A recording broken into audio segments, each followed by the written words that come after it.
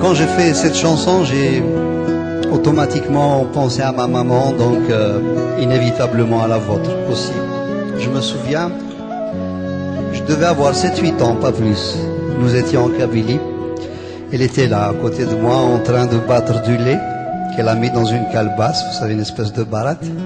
Et elle le battait en faisant ce geste-là, peut-être qu'un certain nombre d'entre vous ont déjà vu faire.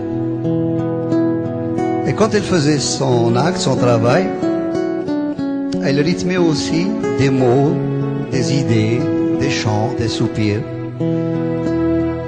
Ça lui arrivait de pleurer des fois, même d'esquisser un sourire à des moments aussi. Et vous savez, sur le coup, j'étais jeune, beaucoup trop petit pour comprendre. Ayant bien sûr grandi et surtout ayant emmagasiné toutes ces choses dans ma tête, dans ma mémoire, je me suis rendu compte alors qu'elle ne faisait que se confier à son instrument, parce qu'elle n'avait pas d'autre interlocuteur valable. Et c'est là où j'ai compris une chose, cette image de femme qui était là, subissant la loi du milieu, du mal, et qui se confiait donc à une chose inerte. Et c'est là où j'ai compris une chose assez importante dans ma vie, c'est que ce n'est déjà pas évident d'être une femme en général dans n'importe quelle société, qu'elle soit moderne, avancée, aboutie ou non. Je crois que ça l'est encore moins dans des sociétés à forte tradition telles que la mienne. Et j'en voulais pour preuve cette dame qui se trouvait être ma mère. J'ai compris une deuxième chose, c'est que, puisque j'ai sorti inconsciemment cette chanson du fond de mon enfance, à travers des visions que j'ai eues et que j'ai vécues, des sensations que j'ai éprouvées, j'ai tout de suite compris aussi qu'elle n'était plus à moi tout seul, mais qu'elle nous appartenait tous. Parce que d'abord, on a tous une maman et que, pour peu qu'on appartienne à une de ces sociétés un peu à forte tradition, on a une image de la mère assez spécifique, assez spéciale. Et à ce titre, j'ai l'habitude donc de la partager avec vous en vous demandant une chose bien simple, ce que je fais depuis pas mal de temps. Essayez ce soir, ce samedi soir plutôt, d'avoir dans votre tête une image claire, précise, lumineuse de celle qui vous a donné la vie, ou tout simplement de celle que vous aimez. Qu'elle soit ou non de ce monde, je pense qu'elle sera à jamais gravée dans nos cœurs. Vous pourriez me dire pourquoi, bien sûr.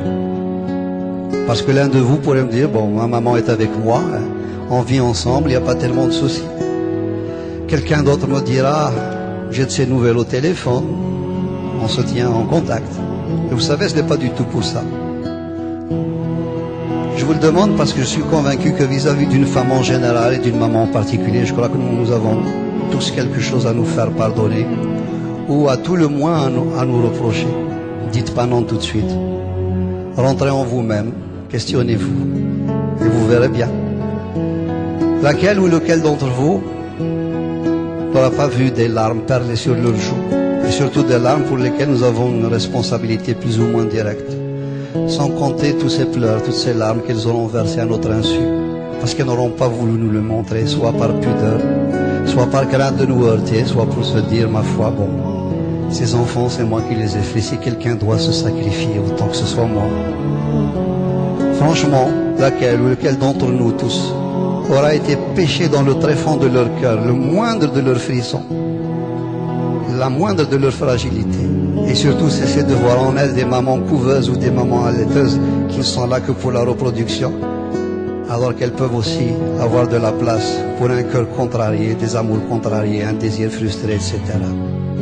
Et à côté de cette femme qui est la nôtre, j'aimerais avec votre permission que l'on y associe l'image de ces millions et de ces millions de femmes qui sont restées là-bas, de l'autre côté de la Méditerranée, et qui n'ont pas la chance de vivre des moments comme ceux de ce soir. Et là aussi, vous pourriez me dire pourquoi?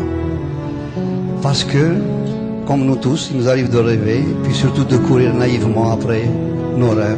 J'imagine que si ce soir on se mettait à penser à elle, il sera inscrit quelque part en haut dans le ciel de Dieu qu'un soir de novembre, somme toute banale, dans une petite ville qui s'appelle Puteaux, dans la région parisienne, quelques centaines de personnes étaient là ce soir. Mais cette soirée banale devient exceptionnelle dans la mesure où c'est quelques centaines de personnes. Il n'y avait ni Marocains, ni Algériens, ni Français, ni Tunisiens, ni autres. Il y avait simplement quelques centaines de cœurs qui étaient là, les uns à côté des autres, prêts à sortir d'eux-mêmes ce qu'ils ont de meilleur en émotion, en amour, en tendresse. Et que dans un élan commun en pensant à elle, bien sûr, j'imagine une boule émotionnelle monter dans le ciel, traverser la mer et puis aller s'éparpiller en millions et en millions de petits morceaux, chaque petit morceau étant un tout petit peu de bombe dans leur cœur meurtri. Et c'est à ce moment-là où cette fois-ci, je suis sûr que ce n'est plus un rêve, on se dira dans un coin de ciel que ce soir-là, dans cette petite ville de Puteaux, ces quelques centaines de gens ont fait quelque chose de magnifique. Sendo.